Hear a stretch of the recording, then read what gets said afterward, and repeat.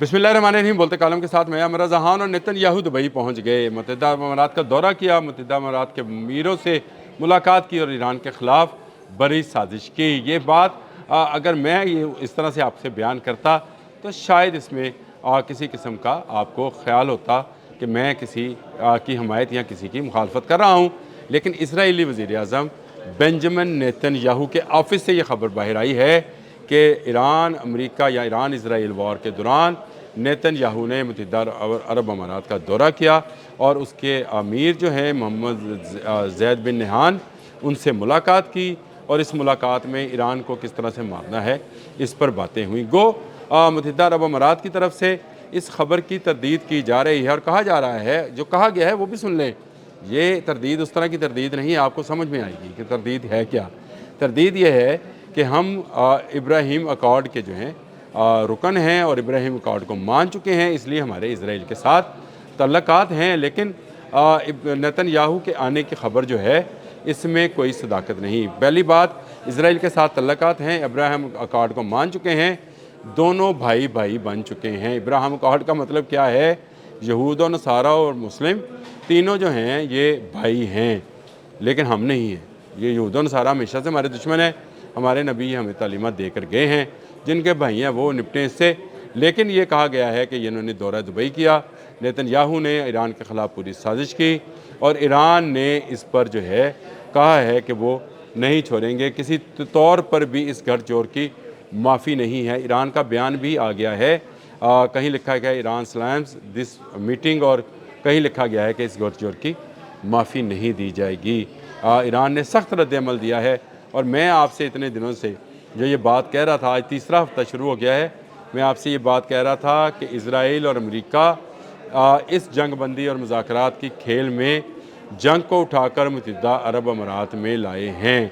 अब आपको मेरी इस खबर की तस्दीक जो है हो रही है कि नेतन्याहू ऑफिस से यानी वज़ीर आज़म ऑफिस से ये किसी आम मीडिया हाउस से खबर आई होती तो मैं ये कहता कि शायद उस मीडिया हाउस का बायसनेस है। मेरे जैसा कोई शख्स जो है ये खबर आप तक पहुंचा रहा होता तो आप कह सकते थे कि इसकी हमदर्दियाँ ईरान के साथ हैं या अमेरिका के साथ और इसराइल के साथ इसकी हमदर्दियाँ नहीं हैं। लेकिन इसराइली वज़ीर आज़म के ऑफिस से अगर ये खबर निकल कर आई है तो इस खबर की सदाकत का आप खुद अंदाज़ा कर सकते हैं। मैं जो खदशे का इज़हार कर रहा था कि ईरान और मुत्तहिदा अरब अमारात के दरमियान में अब जंग होनी है, बारहा ये मैंने बात की, ये अदील साहब के साथ भी जब मैं व्लॉग कर रहा होता हूँ उनके सवालात के जवाब में भी ये बात बता रहा होता हूँ कि अब ये यहूद व नसारा मुत्तहिदा अरब अमारात के पीछे छुप कर अब वार करेंगे, हमला ये करेंगे ईरान पर, पलट कर ईरान मुत्तहिदा अरब अमारात पर हमला करेगा। पैसा जो है इन अमाराती जो अमीर हैं इनका लगेगा, यानी पैसा इनका होगा।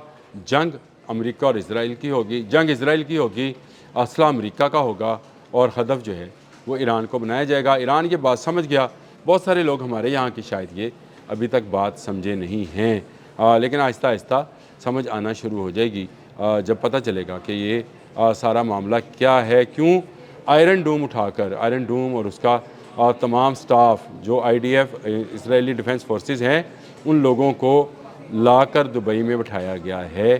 कैसे बिठाया गया है दुबई और अबू धाबी में, क्यों बिठाया गया है? फिर इसके बाद वो जो एंटी ड्रोन टेक्नोलॉजी है वो लेकर नेतन्याहू जो हैं वो मुत्तहिदा अरब अमारात पहुँचे हैं और उन्होंने वहाँ पर उसको भी इंस्टॉल कर दिया है और कहा है कि अब आने वाला मिसाइल या ड्रोन जो है उसको रोकना इसराइल का फ़र्ज़ है, यानी एक ऐसा गठजोड़ है। और इसके अलावा मैं आपको ये ख़बर दे चुका हूँ कि अमेरिका अपने बैलिस्टिक मिसाइल्स की एक बड़ी खेप, हाइपरसोनिक बैलिस्टिक मिसाइल्स की बड़ी खेप जो है मुत्तहिदा अरब अमारात में पहुँचा चुका, जहाज़ पहुँच चुके। अब के एयर स्ट्रिप्स जो हैं वो मुत्तहिदा अरब अमारात की इस्तेमाल होंगी, नहीं होंगी तो सऊदी अरब की नहीं होंगी और इराक़ की एयर स्पेस जो है वो इस्तेमाल नहीं की जाएगी, क्योंकि वहाँ पर इसराइल का खुफिया अड्डा ऑलरेडी जो है रिवील हो चुका, यानी उसको दुनिया के सामने पेश कर दिया गया कि ये खुफिया अड्डा था, ईरान ने उसका निशाना बांध लिया। अब सारी की सारी जंग जो है ईरान और मुत्तहिदा अरब अमारात के बैन होगी। जब ये पूरी कशीदगी जो है ख़त्म होने की बात हो रही होती है, जब ये एक ऐसा मौका होता है कि नज़र आता है कि ये मुज़ाकरात कामयाब हो रहे होंगे, अमेरिका के सदर जो हैं वो चीन पहुंच गए और चीन के शी जिन जो हैं उनको राज़ी कर लेंगे कि आप अपने हमज़ को खाली करें, मैं ईरान से रिक्वेस्ट करता हूँ कि वो भी तजारत खोले ताकि दुनिया की तजारत चले। ऐसे में जैसे ही अमेरिकी सदर जो हैं वो उतरते हैं बीजिंग में, वैसे ही नेतन्याहू ऑफिस से ये ख़बर सामने आ जाती है कि नेतन्याहू तो मुत्तहिदा अरब अमारात का दौरा कर चुके हैं और जंग की हिकमत अमली तय कर चुके हैं ताकि अमन ना हो। दहीमा मैंने ज़िक्र किया था, मैं एक मरतबा फिर ज़िक्र कर दूँ कि हदीस में इसका ज़िक्र मौजूद है कि ये जब आग या धुआँ जो है ये छटने लगेगा, जैसे लगेगा कि अब ये ख़त्म होने वाला है, तो दोबारा इसको दहका दिया जाएगा, हर घर में इसका असर जाएगा। अब इसको आसान अल्फाज में समझें कि हाँ, जैसे ही हम समझते हैं कि मुज़ाकरात कामयाब होने लगे हैं, इसराइल कभी लेबनान पर हमला करता है, ज़ोरदार हमला करता है, सैकड़ों लोगों को वहाँ पर शहीद करता है। जैसे ही ये जंग कम होने लगती है तो अपना आयरन डूम और control centre, command and control centre उठाकर IDF के यानी यहूदियों को, यहूदी फ़ौजियों को उठाकर मुत्तहिदा अरब अमारात में इंस्टॉल करता है और वहाँ से ईरान की एक ऑयल डिपो पर हमला भी किया जाता है। जहाज़ों पर हमला होते हैं और कहा जाता है कि अननोन प्रोजेक्टाइल जो थे वो इन तजारती जहाज़ों पर लगे।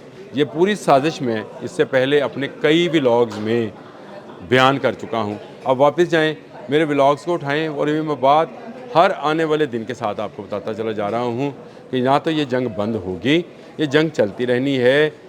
ये जंग कभी आपको नज़र आएगी हल्की हुई है, कभी आपको नज़र आएगा तेज़ हुई है। अब देख लें इसराइल के वज़ीर आज़म ऑफिस से, जब ये प्राइम मिनिस्टर ऑफिस से ये बयान जारी हुआ है तो इसकी तरदीद क्या अमाराती मानी जाएगी। मुझे सिर्फ छोटी सी बात बता दें, जो ख़ुद इस बात को तस्लीम कर रहे हैं कि अब्राहम अकॉर्ड के तहत वो इसराइल के साथ तल्लुकात रख रहे हैं और इब्राहिम अकॉर्ड में कहा यह गया है कि ये तीनों मज़ाहिब जो हैं ये जो हैं भाई हैं, तीनों अलहामी मज़ाहिब हैं, तीनों भाई हैं और तीनों एक दूसरे का दिफा करेंगे, यहूद नसारा और मुस्लिम। हमें ये तालीमात हैं कि यहूद नसारा कभी तुम्हारे दोस्त नहीं हो सकते, छुप कर वार करेंगे, सामने आकर मुकाबला करने की इनकी हिम्मत नहीं है। सामने आया तो अमेरिका जैसा मुल्क भी ईरान के हाथों मार खा गया, ये कभी नहीं हो सकता। इस तरह की मामलात जो हैं छुपे रहें। जानबूझकर जब बीजिंग का दौरा शुरू हुआ है, वैसे ही इजरायली वज़ीर आज़म ऑफिस से ये ख़बर निकाल दी गई कि उन्होंने बेंजामिन नेतन्याहू ने अमारात का दौरा किया और वहाँ के अमीर से मुलाकात की, ईरान जंग के हवाले से हिकमत अमली भी बनाई। तो ईरान क्या इसको माफ़ करेगा? हरगिज़ माफ़ नहीं करेगा। मेरे साथ बने रहिएगा। अगर मुझसे कोई गलत लफ्ज़ भी निकल जाए तो मैसेज कर दीजिएगा, या नीचे जो होता है कमेंट बॉक्स उसमें ज़रूर लिखा कीजिए, उससे मुझे बहुत सारी रहनुमाई मिलती है। अल्लाह पाक आपको महफूज रखे, हम सब को जंग की तबाहकारियों से महफूज रखें और हमें मुनाफ़क़त से भी बचाए। अब तक के लिए इतना ही। अल्लाह हाफ़िज़।